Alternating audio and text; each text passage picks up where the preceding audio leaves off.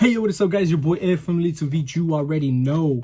Today, I want to talk a little bit about the new deck that I've been working on. I've been playing True Draco Invoked. Feels so good to say that. I'm actually on a mission to try to make Dracos work and try to make Dracos, a lot more fun to play with again. I'm currently on a path where I've kind of given up on really wanting to play the meta right now. I'm kind of more into just trying to play for fun and going out to locals and just enjoying my time out there with the boys. You already know I got the whole team and pulling up to every locals with me.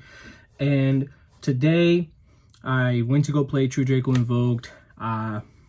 There's a couple of things that I do want to talk about. I've cut down the cards, I think, to like maybe 44 or something like that. Let's get into the deck profile so you guys can see what I'm playing and we can get more of an accurate reading of how many cards I actually did play in the deck. Let's go.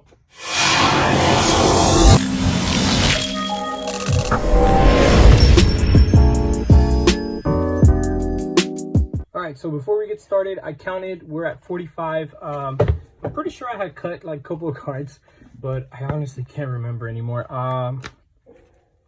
45 is not too bad. I was originally supposed to be playing Pod of Prosperities in this deck, but my sponsor actually didn't pull up today to locals, so therefore I had to play what I had. 3 Alistair, of course. This is an Invoked deck. You want to be able to get to Alistair as soon as possible. Having a triggered summon, having a normal summon does not conflict with itself a lot, honestly. I probably had like one match where I tributed summon a trap for a True Draco monster and then popped a monster on their side of the field and then ended up like drawing into an Alistair later, and I'm like, dang it. But I was like, it's whatever, stuff like that happens all the time. 1 Knuckles, 2 Ignis, 2 Maiden, because I do want to see them, and I feel like sometimes I don't see these Draco monsters as much as possible. But yes, this is a pretty good lineup and it's working out well for me. Let's fix that. There you go. I play a bunch of 2-ups. I really do believe in the 2-ups a lot. 2 Drolls, 2 Ash, 2 Ogres, 2 Effect Failures, 2 Nibs. I feel like the hand trap lineup is actually pretty good. I had a couple of matches where, if you really think about it, True Draco spells and traps with the monsters help you break boards. I had a match earlier today where opponent had a Heavenly Spheres. He had a Savij. He was playing Dragon Link. I started off with the trap. I set a trap. I tribute it. Summoned out Knuckles. My opponent says nothing on summon. I was like, okay, Apocalypse, pop Savij. He goes negate with Savij. I was like, chain with Knuckles. He's like, okay, that's cool. I activate True King's return from the deck. I proceed to then continue. I think I go Diagram Effect. He goes Chain Spheres to bounce. He bounces, I think, my trap back to my hand. And I was like, okay, cool. It's like, okay, Diagram, pop my Knuckles, search. I go Heritage, draw 2. And then it just gave me more and more what I needed to continue going off. I think I saw like Fusion Destiny in there. I set the trap. I go Fusion Destiny, pop the trap, pop his monster. And then he continued going off. I continued going off. Yada, yada, yada. You guys know the story. Parallel Exceed. I play Parallel Exceed. It's a card that you can definitely cut just to be able to get the card number down. I know 45 is a little high, but this was really good because the one card that I play for this is literally Abyss Dweller. And every time I was able to make this, I summoned out Abyss Dweller. I had situations where I had like Alistair and then I link it away and I'll like summon these out. And I'm like, okay, cool. What can I do with that? Of course. I'll look at the extra deck in a minute with you guys so you guys can see what other stuff I summoned, of course. You already know Celestial and Dasher. You got to play Celestial and Dasher. Fusion Destiny package, of course, you already know. The hand trap heavy, the hand trap lineup is pretty heavy. You got 2, 4, 6, 8, 10, 12, 14, 16, 18, 19, 20, 22 monsters, and then you have 2, 4, 6, 8, 10 monsters that are hand traps, which is not bad at all. Continuing with the spells, you play the 1 Diagram, of course. You play triple Meltdown because Meltdown is still at 3. While we have the ability to play Meltdown at 3, we will play Meltdown at 3. There's no reason to why you're going to be playing less of the Meltdown. I also play 1 Mystic Mine. which actually came in clutch earlier today, because I ended up opening up a terraforming with a diagram, and I was like, okay, cool, diagram is already going to do a lot for me. Terraforming for the Mystic Mine, whatever. Double Heritage, because I felt like I didn't want to clog my hand with a bunch of extra stuff. Bunch of like Heritage and the Disciples by itself, let's be real, they do nothing. You need to have either a trap to be able to have that for follow-up, or you need to be able to have the true Draco monster to tribute summon and then clear their back row, of course. 2 invocations, which I think that it's more than fair.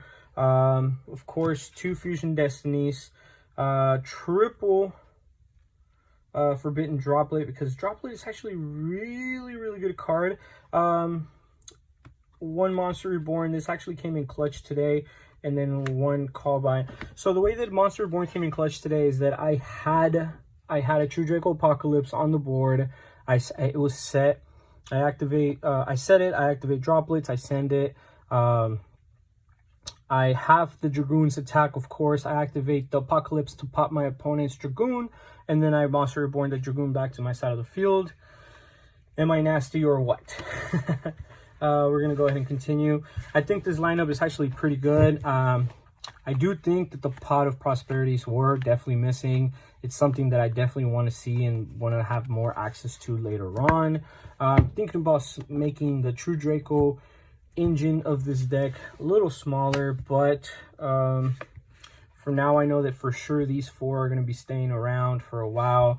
Thinking about maybe cutting a Heritage down, and then leaving the Disciples where it's at, leaving this is where it's at, and maybe cutting 1 Maiden, maybe even 1 Ignis. I'm not sure. It's just to see consistency here. That's it for the main deck. That's all 45 of the cards that I was counting. We're going to continue to the extra deck. The extra deck is actually really nice. You got to play the 1 Almirage. You got to play the 1 Moon Maiden, of course. And then you have Dagda to be able to set the Dagda. I do side the artifact Scythe. Alistair of Madness. Today this would have came in clutch. I had one of my opponents who actually got rid of my monster before I was actually able to even use this. You got Gloomy, of course, and then you have Predaplant Verde Anaconda. I'm not gonna lie to you guys, I never make these. Well, I literally never make these at all. I always just summon these out. The thing is that if I'm able to do this and I have cards to discard, I'm going to be able to summon out more fusion monsters than what I normally do. So then this is kind of just like, this is whenever I have like Parallax Seed and I'm able to do this, I will link this away and make this. These are just kind of there just because like I do have the ability to get into that, but it's kind of a situational match.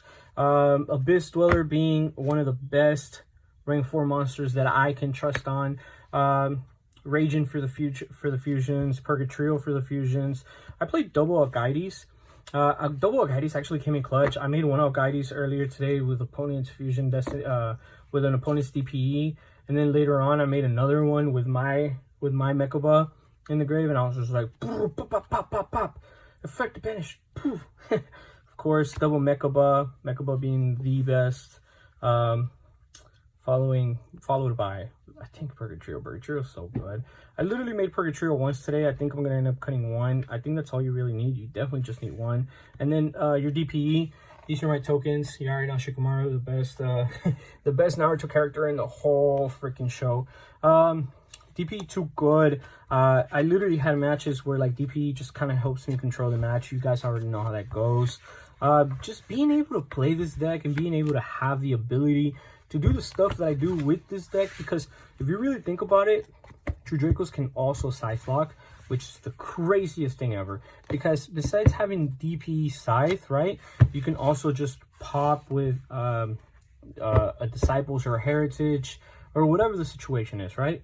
I think your opponent's not expecting it. It's actually really interesting, and it makes the game a lot more fun. But yeah, let me know what you guys think. I would definitely like to hear what are some of the ideas that you guys want to know or hear a little bit more about your Draco, because I'm going to continue rotating Dracos around. I think the next best deck that I want to try out is going to be Sword Soul Dracos, and then see how that goes. Either Sword Soul Draco with 10-year Sword Soul Draco by itself, or I don't know. It's just a lot of stuff that have been going through my mind, and I just want to try stuff out and see how it works. And it's just a lot of fun to be able to play this game and enjoy it the way that I do. But thank you guys all for watching. This was your boy Ed from Savij. You already know. Catch you guys on the next video. Bye-bye.